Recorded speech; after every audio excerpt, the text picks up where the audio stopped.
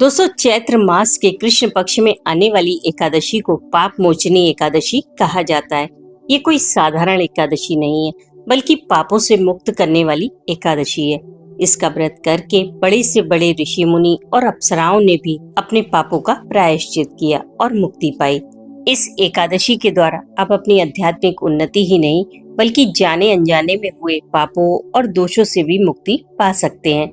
जो व्यक्ति इस व्रत को विधि विधान से करता है, उसके जीवन के सभी पाप नष्ट हो जाते हैं और उसे सुख सौभाग्य की प्राप्ति होती है। इस एकादशी का व्रत उन लोगों को अवश्य करना चाहिए जिनके हाथों कोई पाप हो गया हो और उन्हें इसका पछतावा हो। तो अगर प्रायश्चित के लिए इस व्रत को किया जाए तो भगवान विष्णु से क्षमा भी मिलती है और उनकी कृपा भी। 2026 में पाप मोचनी एकादशी का व्रत 15 मार्च दिन रविवार को किया जाएगा, क्योंकि एकादशी तिथि का जो प्रारंभ होगा वो 14 मार्च दिन शनिवार सुबह 8:12 से हो रहा है। इसका समापन 15 मार्च दिन रविवार सुबह 9:17 पर होगा। तो अगर उदय तिथि के अनुसार देखा जाए तो पाप मोचनी एकादशी का व्रत 15 मार्च दिन रविवार को ही किया जाएगा और ये द्वादशी युक्त एकादशी है, जो कि बहुत शुभ है। प्रत्येक विष्णु भक्त को इसी एकादशी का पालन करना चाहिए।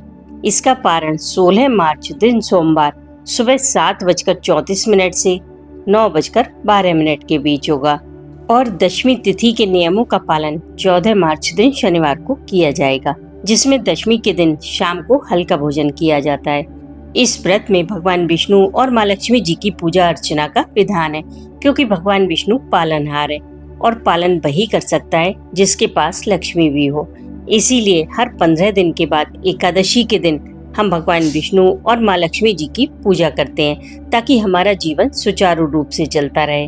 अगले दिन पूजा के बाद कुछ दान अपनी सामर्थ्य के अनुसार निकालकर व्रत का पारण करें। पारण के लिए एक तुलसी का पत्ता मुंह में लेकर गायत्री मंत्र बोलें, फिर जल ग्रहण करें। आप राधा कृष्ण बोलकर भी अपने व्रत का पारण कर सकते हैं। यह व्रत आपको भगवान कृष्ण के समीप ले जाता है, जिससे आपके मन की हर इच्छा अपने आप पूरी होती है।